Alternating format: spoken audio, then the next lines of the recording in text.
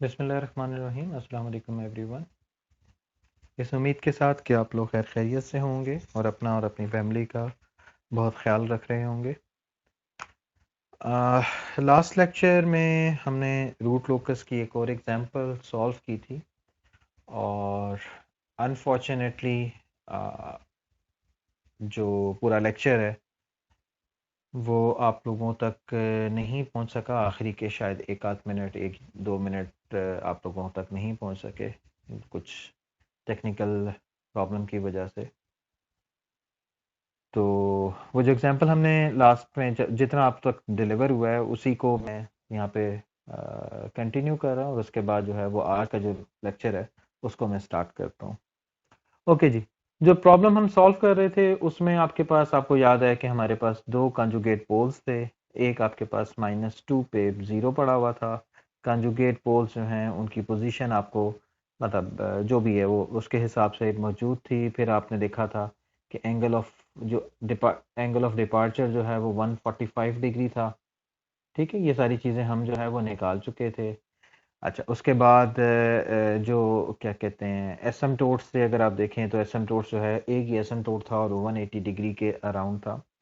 अच्छा, 145 से इसने मूव करना था। 145 मतलब इस पोल से निकलना है और 145 डिग्री एंगल बनाते हुए इसने आगे जाना है। ठीक है, अब ये ड्रॉ कैसे होना है? एक तो वही तरीका है जो स्टेप नंबर हमारा 10 था कि take sufficient number of points on the root locus और मतलब टेस्ट पॉइंट लेकर आप इसके रूट लोकस का पॉइंट्स बनाएंगे। कुछ लोग जो हैं वो इसको क्या कहते हैं इक्वेशन के थ्रू भी सॉल्व करते हैं कि ये सर्कल की इक्वेशन बन जाएगी। लेकिन this all comes with the practice and experience कि आपका किस तरह का रूट लोकस है और वो किस तरह से बनेगा। अभी मैं आप लोगों को जो है वो कुछ स्टैंडर्ड्स भी बताऊंगा और फिर हम जब समराइज करेंगे अपने स्टेप्स को तो उसमें भी मजीद चीज़ें ऐड करूंगा। एनीवे, इसका जो रूट लोकस है वो कुछ सर्कुलर शेप का बनता है। सर्कुलर शेप का बनता है। यहाँ पे हमें ब्रेक इन पॉइंट का भी पता था कि वो किस पॉइंट पे ब्रेक इन हो रहा है। तो यहाँ से वो सर्कुलर शेप बनाता हुआ ब्रेक इन होता है। अब ये वाली ब्रांच जीरो की तरफ जाके कन्वर्ज हो जाएगी। मतलब this is coming from here and then converging to the zero, क्योंकि एक ब्रांच ने जीरो पे कन्वर्ज होना होता है। मिरर इमेज होगा तो जाहिर है कि यहाँ से आपके पास जो है वो इसका मिरर इमेज -145 डिग्री एंगल बनाते हुए इसने बिल्कुल मिरर इमेज के तौर पर वापस इसी मतलब इसी तरह से बिल्कुल इस पॉइंट पे जाके कन्वर्ज होना है और उसके बाद इसकी ये वाली ब्रांच जो है वो इन्फिनिटी पे चली जाएगी। इसकी एग्जैक्ट शेप कैसे बनेगी या क्या होनी चाहिए, किस तरह से आपको पता चलेगा, ठीक है, ये इसके बारे में मैं भी थोड़ी देर में आपसे बात कर रहा हूँ। तो this is the root locus जो कि आप लोगों के लास्ट वाली एग्जांपल में मौजूद था। अच्छा, कुछ एफिलिएटेड पॉइंट्स हैं जो मैंने अभी तक से आप लोगों से डिस्कस नहीं किए, वो हम डिस्कस कर सकते हैं। वो क्या है? अगर आप इसको मैटलैब में एक कमांड होती है आर लोकस और उधर ट्रांसफर फंक्शन आप लिखते हैं। आर लोकस आप चाहें तो इसमें न्यूमरेटर कॉमा डिनोमिनेटर लिख सकते हैं, ठीक है, या आर लोकस सिस्टम लिख सकते हैं, ठीक है, जिसमें न्यूमरेटर और डिनोमिनेटर दोनों होगा। और आपको पता है ट्रांसफर फंक्शन की कमांड होती है। ट्रांसफर फंक्शन की कमांड क्या करती है? T F transfer function numerator comma denominator, ठीक है। तो ये अगर आपके पास कोई भी न्यूमरेटर मौजूद है, डिनोमिनेटर मौजूद है, तो आप उसको एक सिस्टम बना सकते हो। वो ट्रांसफर फंक्शन आ जाएगा। ट्रांसफर फंक्शन पे को आर लोकस लगाओगे तो आपके पास एक कमांड बनेगी। जब वो अगर आप मैटलैब में बनाओगे कोई भी रूट लोकस, तो जो रूट लोकस जैसा भी हो, लेकिन आप उसमें गौर करोगे कि कुछ डॉटेड लाइंस आपको इस तरह से नजर आएंगी। ठीक है, ये डॉटेड लाइंस नजर आएंगी। फिर इसी तरह से कुछ लाइंस जो हैं वो इस तरह की नजर आएंगी। ठीक है, ये लाइंस कहलाती हैं zeta lines. Zeta that is directly the damping ratio. ठीक है, ये वाली लाइंस कहलाती हैं नेचुरल फ्रीक्वेंसी की जो भी सर्कल्स हैं। तो ओमेगा एन की कोई वैल्यू इस सर्कल पे, इस सर्कल पे, इस सर्कल पे। तो दैट इज टू से रूट लोकस आपको सारी इंफॉर्मेशन दे रहा होता है कि आपके सिस्टम का कौन सा ऑपरेटिंग पॉइंट है। तो जिस जगह पे वो रूट लोकस को इंटरसेक्ट कर रहा है, वो जो भी सर्कल, वो उसके ओमेगा को रिप्रेजेंट कर रहा होगा। सिमिलरली उसके जीटा की वैल्यू को रिप्रेजेंट कर रहा होगा। जीटा बेसिकली होता क्या है, यानी कैसे निकाला जाता है? Zeta is actually the angle, ठीक है, ये वाला जो एंगल है इसके बारे मतलब अगर मैं जीटा की बात करूं तो zeta is given as zeta, चलें जीटा का सिंबल डालता हूं ताकि आपको क्लैरिटी रहे कि हम किस जीटा की बात कर रहे हैं। Zeta is equals to cos of theta, ठीक है, यानी कि अगर मैं चेक करना चाहता हूं, अगर मैं चेक करना चाहता हूं कि जीटा इज इक्वल्स टू 0.5 है, ठीक है, तो यहां पे कौन सी लाइन को रिप्रेजेंट कर रहा होगा? ठीक है, ये जीटा की लाइंस हैं, इसके हिसाब से ही ड्रॉ की जाती हैं। तो अगर मैं जीटा की लाइंस के हिसाब से बात करूं, for example what is the angle for corresponding to zeta is equals to 0.5, तो अगर आप बड़े आराम से निकाल सकते हो, दैट इज टू से जो थीटा है वो किसके बराबर हो जाएगा? कॉज इनवर्स ऑफ 0.5, ठीक है, and you know cause inverse of 0.5 is 60। Usually this angle is plus minus, क्योंकि आपको पता है कि रूट लोकस मिरर इमेज होता है, तो जाहिर है जो एंगल जीटा का इस साइड पे बन रहा होता है वही नेगेटिव, उसके हिसाब से आप उसी के हिसाब से लेके चल सकते हैं। एनीवे, तो cos इज इक्वल टू 60, तो इसका मतलब है थीटा इक्वल, अब थीटा की जो लाइन आपने लेनी है, pay attention to that, theta की लाइन हमने यहां से लेनी है, ये वाली थीटा की लाइन है। माइनस थीटा की लाइन जो है वो यहां से नेगेटिव थीटा की लाइन होगी, ठीक है, तो प्लस माइनस थीटा का मतलब ये है। तो जो भी ये थीटा एंगल बन रहा है, इस केस में अगर जीटा इज इक्वल टू 5.5 की मैं बात कर रहा हूं, तो इसका मतलब है जीटा जो है वो किसके बराबर है? जीटा जो है वो 0.5 के बराबर है, अगर ये थीटा जो है किसके बराबर है? 60 डिग्री के। तो अब ये वो स्ट्रेट लाइन होगी, अब यहां पर जो भी रूट लोकस होगा उस रूट लोकस का पॉइंट निकाला जा सकता है। फॉर एग्जांपल जो एग्जांपल नंबर 1 हमने सॉल्व की थी, चलें इसी एग्जांपल की मैं बात कर लेता हूं। इस एग्जांपल में अगर आप देखें तो जीटा 0.60, अगर मैं 60 डिग्री के एंगल की बात करूं तो जाहिर है कि ये 90 है, 90 का हाफ 45, 45 जो है वो से ज्यादा होगा, तो इसका मतलब है 60 डिग्री का जो तकरीबन एंगल है वो कुछ मतलब 90 के करीब करीब होगा। ठीक है, यहां से आप कहीं और थोड़ा सा एंगल कर लें, ठीक है, लेट्स से ये आपके पास थीटा इज इक्वल टू 60 की लाइन है, ठीक है, तो ये जीटा इज इक्वल टू 0.5 को रिप्रेजेंट कर रहा है। तो zeta is equal to 0.5 will be equals to what value of the point, यानी कि अगर आपका रूट लोकस का इंटरसेक्टिंग पॉइंट जो है वो ये वाला हो, यानी कि आपने जो गेन, आपको ये पता है ना कि k इज इक्वल टू 0 पे आप पोल पे मतलब जो ओपन लूप पोल है उसके ऊपर स्टैंड करते हो, के की वैल्यू चेंज करते करते करते आपके पास क्या होता है? आपके रूट लोकस के ऑपरेटिंग पॉइंट चेंज हो रहा होता है, उसके रूट्स चेंज हो रहे होते हैं। तो के की वो वाली वैल्यू जिसपे जीटा इज इक्वल टू 0.5 होगा, दैट विल कॉरिस्पॉन्ड टू एंगल 60। आपने एंगल 60 के ऊपर जो है वो एक लाइन ड्रॉ की, इसने रूट लोकस को जिस जगह पे कट किया, इंटरसेक्ट किया, that is actually the point जहां पे आपका जीटा 0.5 है। अगर मैं इसके साथ जो है वो सर्कल भी ड्रॉ कर लूं, वो सर्कल भी ड्रॉ कर लूं जो सर्कल आपके ओमेगा एन के हैं या नेचुरल फ्रीक्वेंसी के हैं, तो आपको पता है कि वो नेचुरल फ्रीक्वेंसी के जो सर्कल्स हैं वो भी आप जो है वो इस पॉइंट को कॉरेस्पॉन्ड कर सकते हो, ठीक है। तो दैट इज टू से आपको एग्जैक्टली पॉइंट पता चल सकता है कि वो कौन सा ऑपरेटिंग पॉइंट है जिसपे आपका जीटा, जो भी डिजायर्ड जीटा है वो क्या होगा, या कैसे निकाला जाता है।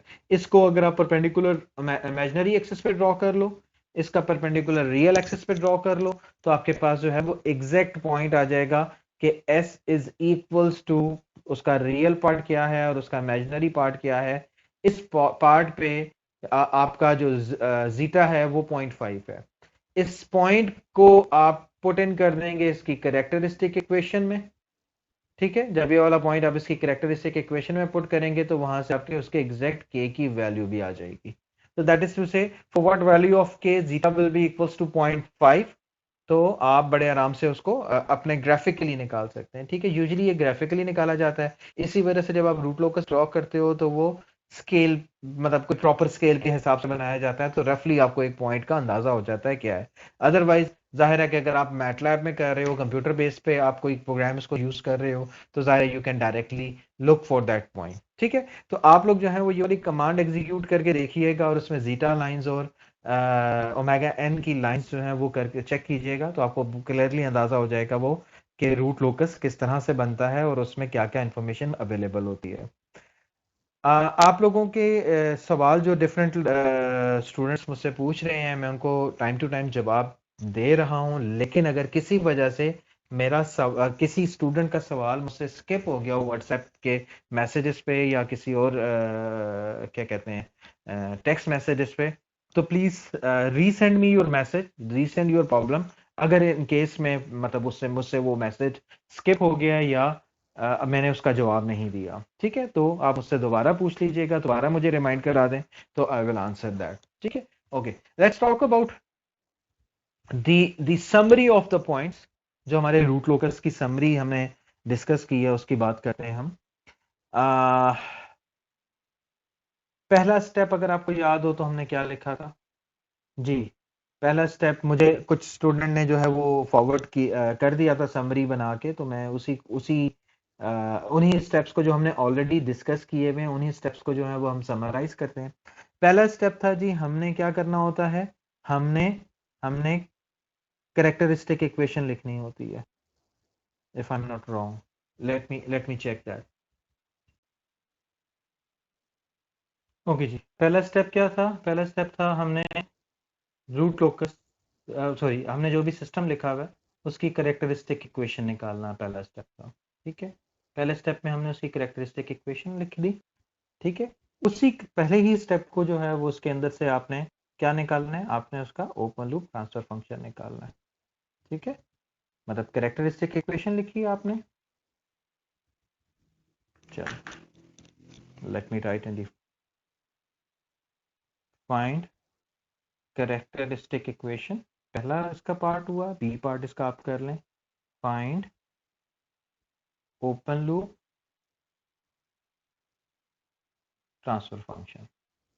ठीक है, सेकंड स्टेप क्या है आपके, सेकंड मतलब उसी स्टेप का हिस्सा ही है कि आपने ओपन लूप ट्रांसफर फंक्शन निकालना है। और आपको पता है कि ओपन लूप ट्रांसफर फंक्शन क्या होता है, ओपन लूप ट्रांसफर फंक्शन होता है जी और एच का प्रोडक्ट। आपने जी और एच का प्रोडक्ट निकालना है, जितने भी फीड फॉरवर्ड गेन्स हैं, जितने भी फीडबैक गेन्स हैं, उन सब को मल्टीप्लाई करके उसका प्रोडक्ट जो भी होगा वो आपने उसका ओपन लूप ट्रांसफर फंक्शन निकालना है। मोस्टली स्टूडेंट जो हैं वो ये गलती कर जाते हैं कि एच अगर दिया हुआ है, यूनिटी नहीं है, आपको पता है कि अगर एच यूनिटी हो तो जाहिर है कि open loop transfer function will be equal, simply equals to the feed forward gain. लेकिन मोस्टली स्टूडेंट क्या करते हैं कि एच वन नहीं भी होता, फीडबैक में कोई ट्रांसफर फंक्शन लिखा हुआ होता है, लेकिन वो भूल जाते हैं कि जो आपको ट्रांसफर फंक्शन चाहिए, ओपन लूप ट्रांसफर फंक्शन, वो इन दोनों का प्रोडक्ट है, जी और एच का प्रोडक्ट है। ठीक है, दूसरा दूसरा step, second step, find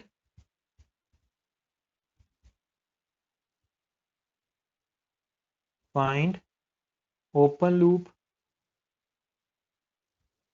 poles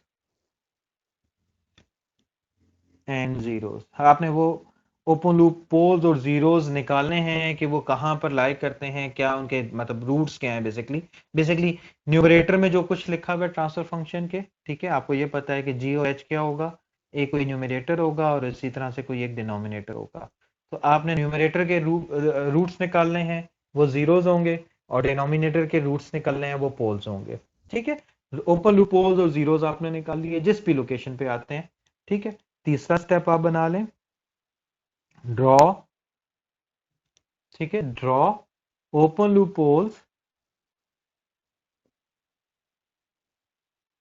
poles and zeros on S plane. S plane में आपने ओपन लूप पोल्स और जीरोस ड्रॉ करने, आपको पता है एस प्लेन क्या होता है, ये एस प्लेन होता है। ठीक है, लेफ्ट हैंड साइड पे पोल्स और जीरोस, पोल्स जो है वो हम जीरो, पोल्स को हम कैसे रिप्रेजेंट करते हैं, poles are usually represented by cross and the zeros are represented by zeros are represented by circle। ठीक है, या zero, whatever you call it. ठीक है, पोज और जीरो जो है वो आपने रूट लोकस के ऊपर ड्रॉ कर लिए। ठीक है, तीसरा स्टेप हो गया जी। चौथा स्टेप्स चौथा step, find location of location where locations on real axis where root locus exist, मतलब आपने वो पॉइंट निकालने हैं, वो लोकेशंस निकालनी है या वो रीजन्स निकालने हैं, ठीक है, लोकेशंस कहें या रीजन्स कहें, हमने इनको रीजन्स भी कहा था। तो वो रीजन्स निकालने हैं जहाँ पे रूट लोकस जो है वो रियल एक्सिस में एग्जिस्ट करता है। रीजन्स डिवाइड कैसे होते हैं आपको ये पता है, रीजन्स जो है वो रियल एक्सिस पे जहाँ जहाँ पे पोल्स हैं, अब फर्स्ट करो ये पोल है, ये जीरो है, ये पोल है, ठीक है, अगर इस तरह का सिनेरियो बन रहा है तो आपके पास क्या है, आपके रीजन्स कैसे बनेंगे, जहाँ पे एक पोल आ गया और इन्फिनिटी के दरमियान ये प्लस इन्फिनिटी पे जा रहा है, तो एक हर पोल या जीरो के बाद जो है आपका रीजन जो है वो चेंज हो जाएगा। तो this is your one region, this is your second region, this is your third region, this is your fourth region, ठीक है। उसके बाद आपको याद है कि आपने हर रीजन में जो है वो चेक किया था कि टेस्ट पॉइंट अगर यहाँ पर हो तो रूट लोकस यहाँ एग्जिस्ट करता है या नहीं करता, यहाँ पर हो तो एग्जिस्ट करता है या नहीं करता। अब मैं आपको एक शॉर्टकट बता रहा हूँ, एक टिप बता रहा हूँ इस स्टेप की, ठीक है। टिप क्या है जी, मतलब ये आपको आसानी कर देगी कि आपको हर एंगल निकालने की जरूरत नहीं है। तो टिप ये है, the root locus will exist in the region, ये रीजन है ना हमारा, ठीक है, रूट लोकस उस रीजन में एग्जिस्ट करेगा अगर इसके राइट हैंड साइड पर जो number of poles and zeros हैं उनका सम जो है वो ऑड हो, ठीक है। मैं यहां पे लिख देता हूं ताकि आप लोगों को जहन में रहे, root locus will exist in a region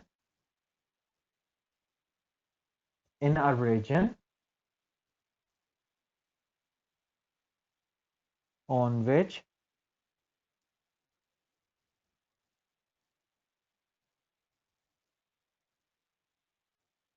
number of या sum of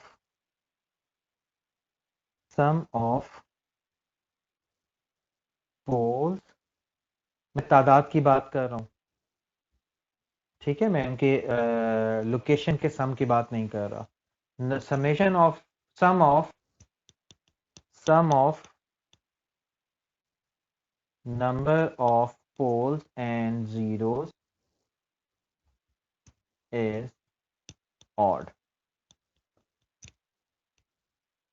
यानी कि यहाँ पर आपने टेस्ट पॉइंट, इस रीजन की मैं बात कर रहा हूँ, यहाँ पे आपने एक टेस्ट पॉइंट लिया, इस टेस्ट पॉइंट के राइट हैंड साइड पे on which sum of the poles and zeros is on which, okay right मैंने लिखा ही नहीं, on which sum of the number of poles and zeros on its right is odd, ठीक है। ये test point है, इस test point के right hand side पर आप देखें कितने पोल्स और जीरोस हैं, there isn't any pole, there isn't any zeros, तो इसका मतलब क्या है, ये जीरो है, zero is considered to be even, तो इवन होने का मतलब क्या है कि रूट लोकस यहाँ पे एग्जिस्ट नहीं करेगा, ठीक है। बेशक आप एंगल कंडीशन लगा के देख लें, बेशक आप जो है वो ये लगा के देख लें, दोनों केस में जवाब एक ही आएगा। अगर मैं टेस्ट इस रीजन की बात करूं तो टेस्ट पॉइंट यहाँ पर है, इसके राइट हैंड साइड पर number of poles and zeros की तादाद क्या है, एक पोल एग्जिस्ट करता है, तो दिस इज ऑड, तो इसका मतलब है रूट लोकस इस रीजन में एग्जिस्ट करेगा। इसकी बात कर लें, इस वाले रीजन की, इस यहाँ पे एक टेस्ट पॉइंट ले लें, राइट हैंड साइड पे देखें तो एक पोल और एक जीरो है, तो इट इज इवन, तो रूट लोकस यहाँ एग्जिस्ट नहीं करेगा।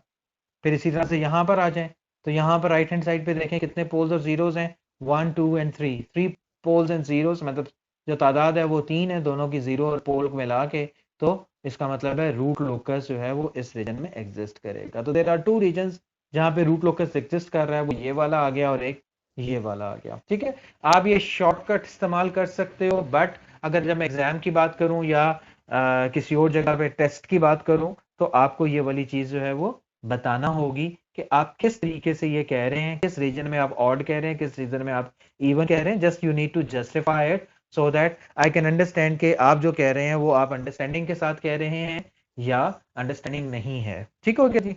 तो फोर्थ स्टेप की मैंने एक आपको टिप बता दी, एक मतलब एक छोटा सा शॉर्टकट बता दिया जिसको आप यूज करके अपना क्या कहते हैं रूट लोकस के बारे में इंफॉर्मेशन हासिल कर सकते हैं विदाउट अप्लाइंग दी एंगल कंडीशन, और वो जो हमने रियल एक्सिस पे एंगल कंडीशन अप्लाई की थी उसके बगैर भी आप इसको निकाल सकते हैं। ठीक है, so this is these are the 4 steps जो मैं अभी आप लोगों से बात की है। उसके बाद जी स्टेप नंबर 5 पे आ जाते हैं जी। जी स्टेप नंबर 5 है, स्टेप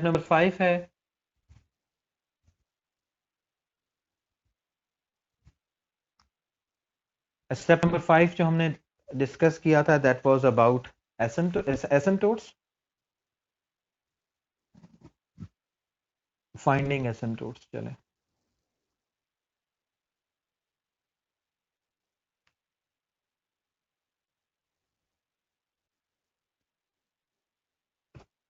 तो उसमें एक स्टेप था, ए पॉइंट कहें या बी पॉइंट, मतलब पॉइंट कहें जो भी, उसमें एक स्टेप था सबसे पहले कि नंबर ऑफ एसिम्पटोट्स हमने निकालने हैं।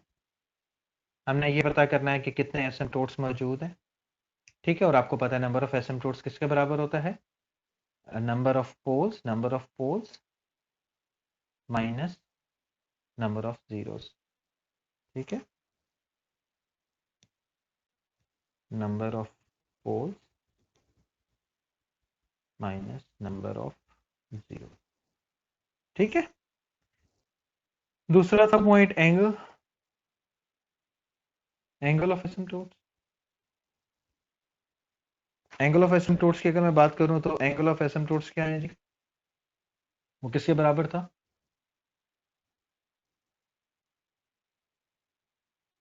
Plus minus 180 into 2n+1 divided by number of poles minus number of zero. ठीक है, ये एंगल कंडीशंस की मदद से निकलता है। एन की वैल्यू जो है वो जीरो से लेकर इंटीजर वैल्यू हो सकती है जीरो से ऑनवर्ड। ठीक है, 0 1 2 3 4 5 वट। ठीक है, लेकिन आपको पता है कि कितने एसिम्पटोट्स हैं वो रिपीट होते जाते हैं, ये हमने जो है वो अपनी डिस्कशन में बात कर ली हुई थी। ठीक हो गया जी। एसिम्पटोट्स का तीसरा पॉइंट क्या था, इफ यू रिमेंबर? तीसरा पॉइंट क्या था? लोकेशन या सेंट्रॉइड या ओरिजिन ऑफ एसिम्पटोट।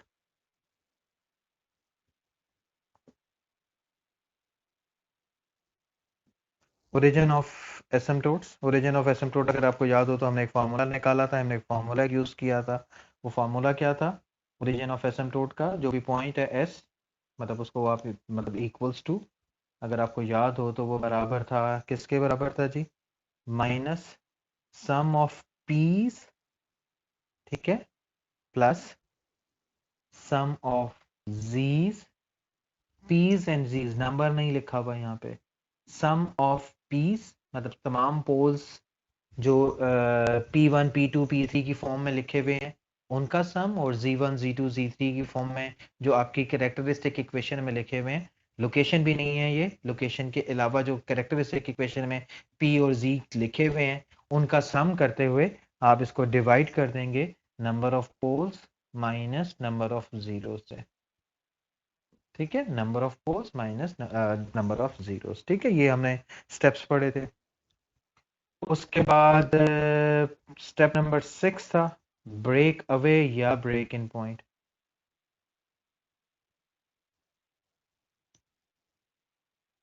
ब्रेक अवे या ब्रेक इन पॉइंट। ठीक है, तो उसके लिए आपको याद है हमने क्या कहा था, हमने तरीका क्या निकाला था? डी के ओवर डी एस को, मतलब हम के निकालते थे करेक्टरिस्टिक इक्वेशन से, उसको जो है वो डिफरेंशिएट कर देते थे एस के हिसाब से और इसको इक्वल्स टू जीरो पुट कर देते थे। तो उससे हमारे पास क्या आ जाता था? उससे हमारे पास जो भी पॉइंट आता था वो ब्रेक अवे या ब्रेक इन पॉइंट होगा उस सूरत में जब, ठीक है, जब कब होगा जी? जब आपके पास for for any value of S which gives positive K. ठीक है, पॉजिटिव के हमें मिल जाएगा तो हम कहेंगे कि वो वाला एस जो है वो ब्रेक अवे या ब्रेक इन पॉइंट है। ठीक है, और इसके बाद अगर आपको याद हो तो हमने चेक किया था कि जो 2 या 3 पॉइंट्स जितने भी पॉइंट्स आएंगे, ठीक है, वो break away break in point क्योंकि रूट लोकस का हिस्सा है, तो अगर वो किसी ऐसे रीजन को रिफ्लेक्ट कर रहे हैं, break away slash in point is always part of root locus. ठीक है, तो अगर वो कोई ऐसा पॉइंट को रिफ्लेक्ट कर रहे हैं जो रूट लोकस का हिस्सा ही नहीं है, तो जाहिर है you can directly ignore that point, क्योंकि वो पॉइंट जो है वो आपका रूट लोकस को रिप्रेजेंट नहीं कर रहा। ठीक है, ये डी के ओ डी एस अगर आपको याद हो तो हमने कैसे निकाला था, ये आपकी एक कैरेक्टरिस्टिक इक्वेशन है जो भी लिखी हुई है वो इस फॉर्म में लिखी हुई होती है कैरेक्टरिस्टिक इक्वेशन, जिसको आप जीरो पुट कर देते हो, फिर आप जो है वो के की वैल्यू निकालते हो, के की वैल्यू निकाल के आप उसको डिफ्रेंशिएट करके एस के रिस्पेक्ट से, और उसके बाद उसको क्या करते हो, उसको इक्वल्स टू जीरो पुट करके एस की डिफरेंट वैल्यूज निकालते हो। वो वैल्यूज जो रूट लोकस का हिस्सा है वो वही वैल्यूज जो है वो ब्रेक अवे और ब्रेक इन पॉइंट को रिप्रेजेंट करनी होगी। अच्छा, नॉर्मली आपके पास क्या होता है, अगर आपके पास दो कंसेक्यूटिव पोल्स हैं, तो उस रियल एक्सिस पे दो कंसेक्यूटिव पोल्स हों तो आपके उनके दरमियान एक ब्रेक अवे पॉइंट लाजमी होगा। ठीक है, दो कंसेक्यूटिव पोल्स, इसी तरह से दो consecutive zeros on the real axis, then you will have one break away point.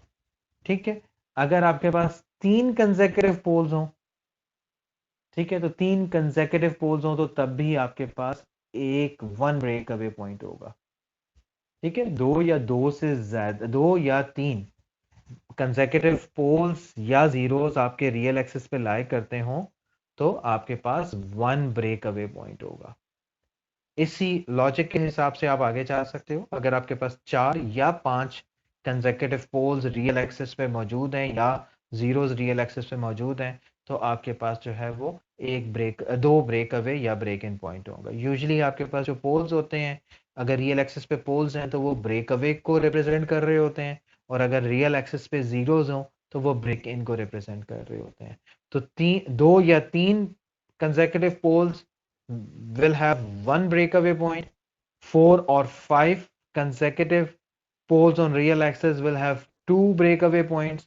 इसी तरह से ब्रेक इन पॉइंट अगर जीरोस हैं तो वो ही जो है लॉजिक के हिसाब से ब्रेक इन पॉइंट को रिप्रेजेंट कर रहे होंगे। ठीक हो गया जी, यहां तक कोई कंफ्यूजन हो तो you can ask me any question. Step number 7 के ऊपर जाते हैं हम।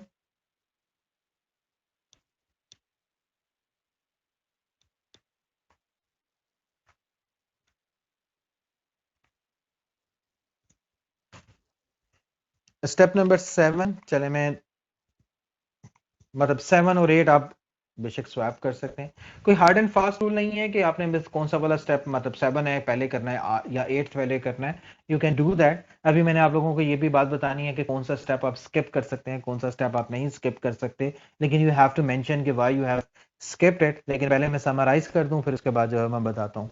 ओके जी, एंगल ऑफ डिपार्चर या एंगल ऑफ अराइवल, ठीक है, माइंड इट, आपके जितने भी पोल्स होंगे, for all poles there exists one angle of departure। हर पोल के लिए there exists one angle of departure। for all zeros there exists one angle of arrival। यानी कि हर पोल और हर जीरो के लिए एक एंगल ऑफ डिपार्चर या एंगल ऑफ अराइवल मौजूद होगा। ठीक है, अच्छा, अब बात यह है कि कुछ केसेस में मुझे मतलब फर्ज करो जिसमें अभी मैंने बात की, एक ये पोल है, एक ये जीरो है, एक ये पोल है। ठीक है, कुछ केसेस में मुझे क्लियरली नजर आ रहा होता है कि एंगल ऑफ डिपार्चर क्या कहां से होगा। ठीक है, by practice, by by by by logic, by मतलब जो भी आप एक्सपीरियंस या फॉर दैट मैटर मतलब एक कॉमन सेंस से आपको नजर आ रहा है कि यहाँ से कोई पोल मतलब ये ओरिजिनेट हो रही है ब्रांच और यहाँ पे ये टर्मिनेट हो रही है। तो अगर इस तरह की ब्रांच यहाँ से ओरिजिनेट हो रही है तो ऑलरेडी मुझे पता है कि इसका एंगल ऑफ डिपार्चर 180 है, तो I need not to find it. इसी तरह से एंगल ऑफ अराइवल की मैं बात करूं तो जीरो को ये यहाँ से टर्मिनेट हो रही है, तो प्रॉबेबली ये जीरो एंगल पे टर्मिनेट हो रही है, तो I need not to find it.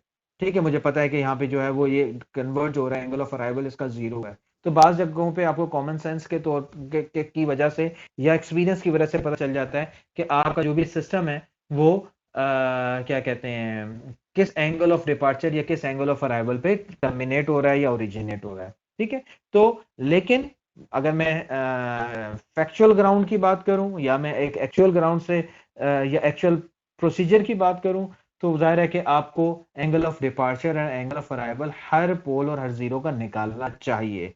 ठीक है, बेशक वो कॉमन सेंस से निकल रहा है, you have to mention it, या कैलकुलेट करके निकालना पड़ रहा है तो you need to mention that. Anyway, angle of departure निकालने का जो फॉर्मूला है, आप इसको डायरेक्टली फॉर्मूले के तौर पर लिख सकते हो। Angle of, you need not to derive it, angle of departure, लेकिन आपको पता है कि ये एंगल ऑफ डिपार्चर हमने कैसे निकाला था।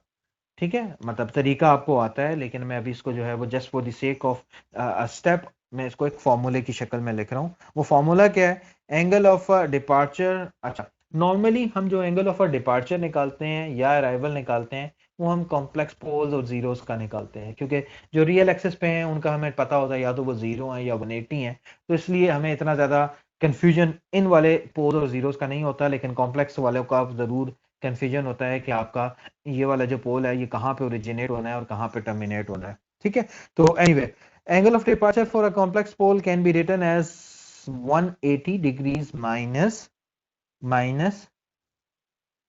सम ऑफ द एंगल्स,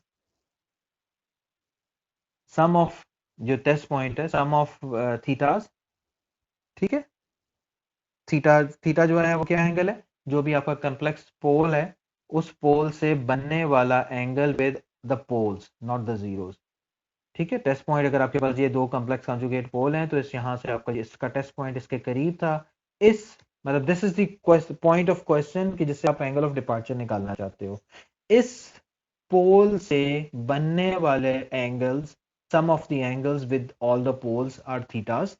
ठीक है, इस पोल से, इस पोल को आपने कुछ नहीं लिखना, ये ऑलरेडी मतलब इसका ही हमने निकालना है, तो वो ये लिखा हुआ है। ठीक है, सम ऑफ थीटास, ठीक है, plus sum of Faez. Phis क्या है जी? Phis are the angle of that point, of that pole with the zeros, all the angles of that pole. ठीक है, यानी कि ये वाला जीरो इस पोल के साथ क्या एंगल बना रहा है, ये वाला पोल, ये थीटाज है, ये वाला पोल इस पोल के साथ जो एंगल बना रहा है वो थीटा, लेट से थीटा 1 हो गया। ये वाला पोल इस पोल के साथ जो एंगल बना रहा है वो लेट से थीटा 2 हो गया। इसी तरह से लेट से ये वाला जीरो इसके साथ जो एंगल बना रहा है वो फाइव 1 हो गया। ठीक है, तो ये आपने सम ऑफ एंगल लिख दिए।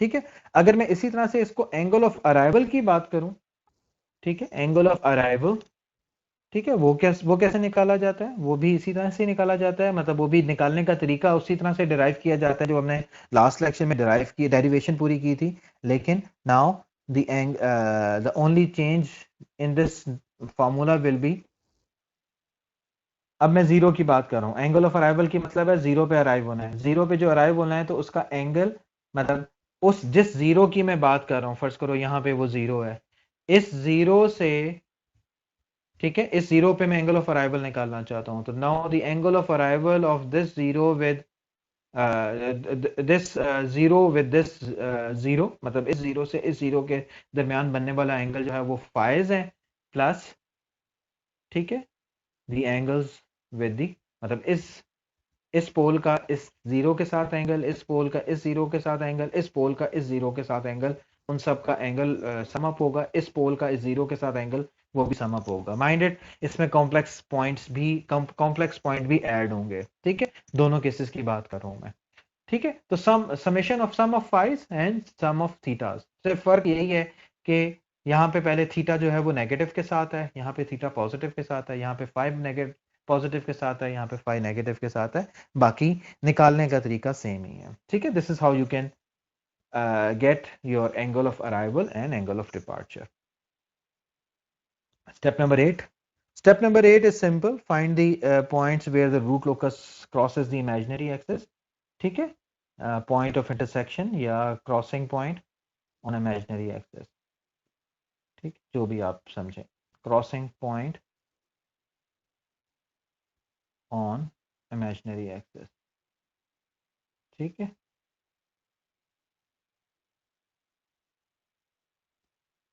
आपको याद है हमने राउथ हावर्ड क्राइटेरिया लगाया था, यानी कि मकसद क्या है कि रूट लोकस किस पॉइंट पे जाके इमेजिनरी एक्सिस को इंटरसेक्ट कर रहा है, ये वाला पॉइंट हमने निकालना है।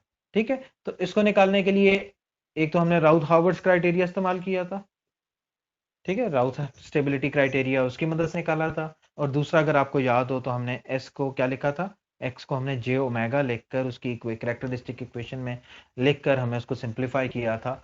अगर छोटी कैरेक्टरिस्टिक इक्वेशन है तो जाहिर है कि ये वाला तरीका बड़े आराम से सॉल्व करके दे देगा आपको। बड़ी कैरेक्टरिस्टिक इक्वेशन है तो जाहिर है राउथ-हाउस क्राइटेरिया जो है वुड बी मतलब easier to handle than that one. ठीक है, तो इमेजिनरी एक्सिस की कटिंग का पता चल जाएगा। ठीक है, ओके। स्टेप नंबर 9 हमने क्या निकाला था? मेरा ख्याल है टोटल हमारे 11 स्टेप्स थे। स्टेप नंबर 9 था, हमने क्या निकालना था जी? स्टेक नहीं, स्टेप नंबर 9 था जी, draw all available information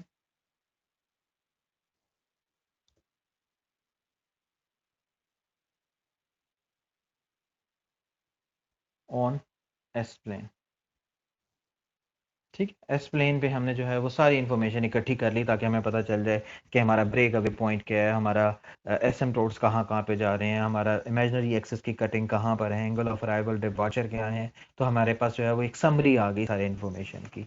step number 10, step number 10 में क्या था? Take sufficient number of take sufficient number of test point on take कहें या locate कहें, locate sufficient number of test point on root locus। मतलब root locus पे जहाँ जहाँ पे पॉइंट्स एग्जिस्ट करते हैं उनके सफिशिएंट नंबर जो है वो इस्तेमाल कर लें, मतलब वो ढूंढ लें कि कौन कितने पॉइंट्स आपको मिल जाते हैं सफिशिएंट।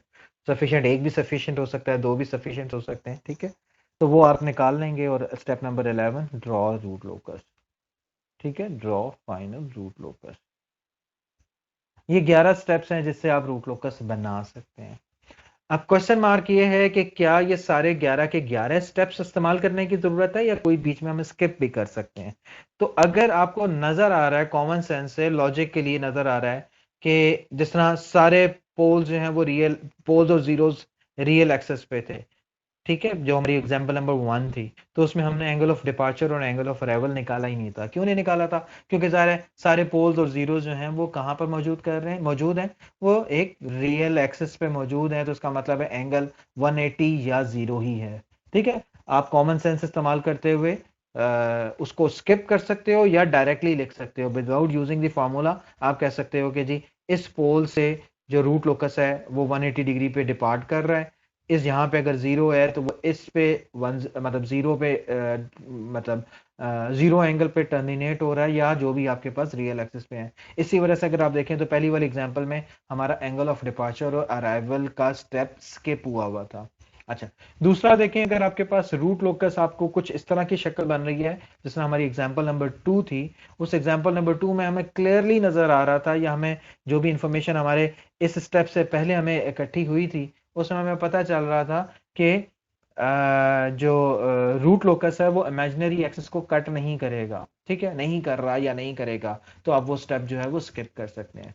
लेकिन एग्जाम में जब भी आप सॉल्व करो तो जो स्टेप भी आप स्किप करो, अगर आप वो स्टेप नहीं भी करना चाहते तो you need to write your region, your logic, your justification. Otherwise आप वो स्टेप करते हो तो दैट विल रिफ्लेक्ट कि आपको उस स्टेप को करना भी आता है और उसका नॉलेज भी है। लेकिन एटलीस्ट आप कोई भी टिप या शॉर्टकट यूज करते हो तो आपको आप जो है वो डू मेंशन कि मैंने ये वाला तरीके से ये कंक्लूड किया है, तो ताकि आपकी लॉजिक क्लियर हो जाए, आपको अंडरस्टैंडिंग क्लियर हो जाए। तो दीज आर द 11 स्टेप्स जिनकी मदद से आप रूट लोकस जो है वो ड्रॉ कर सकते हैं, रूट लोकस आप बना सकते हैं। ठीक है, इनमें किसी को कोई कंफ्यूजन हो तो you can ask any question about it. अच्छा, अगर आप जो है वो अपने टेक्स्ट बुक के पेज नंबर 357 पे टेक्स्ट बुक का पेज, उसको अगर आप देखें तो वहां पर कुछ स्टैंडर्ड रूट लोकस ड्रॉ किए हुए हैं। ठीक है, जिसमें अगर आप देखें तो वो एग्जांपल्स हैं और उनमें आपके पास कोई वैल्यूज मौजूद नहीं है। ठीक है, रूट लोकस की मतलब कोई इस तरह की वैल्यू मौजूद नहीं है कि मतलब जो ट्रांसफर फंक्शन है वो कहाँ पर है, किस तरह का है, लेकिन ये पता है आपको कि उन ट्रांसफर फंक्शन में कितने पोल्स हैं रियल एक्सिस पे, कितने इमेजिनरी एक्सिस पे पोल्स और जीरोस एग्जिस्ट करते हैं। तो वो रूट लोकस आप कैसे ड्रॉ कर सकते हो, तो उसमें आपके पास जो है वो वहां पर एक रिफ्लेक्शन या एक थोड़ा सा गाइडलाइंस मिल जाती है कि रूट लोकस अगर किस तरह का हो तो आपका मतलब पोल्स और जीरोस की लोकेशंस क्या हो तो आप इस किस तरह से उसका रूट लोकस ड्रॉ कर सकते हैं। इसी तरह से एक चीज होती है, जिस आप लोग ज़रा इलेक्ट्रिकल इलेक्ट्रॉनिक्स वाले हो तो आपको ये पता है कि रूट लोकस, सॉरी, जो भी एक सिस्टम है, इलेक्ट्रिक सिस्टम हो या इलेक्ट्रॉनिक सिस्टम हो, उसमें कुछ ना कुछ ट्रांसपोर्ट, कुछ ना कुछ लैग होते हैं, ठीक है। अगर आपके सिस्टम में जो है वो ट्रांसपोर्ट लैग मौजूद है, तो उसको उसको कैसे हैंडल किया जाएगा या उसका रूट लोकस कैसे ड्रॉ किया जाएगा। तो अगर आप देखें तो यूजली इलेक्ट्रॉनिक्स में आप ट्रांसपोर्ट लैग जो है वो कैसे मेंशन करते हो। ट्रांसपोर्ट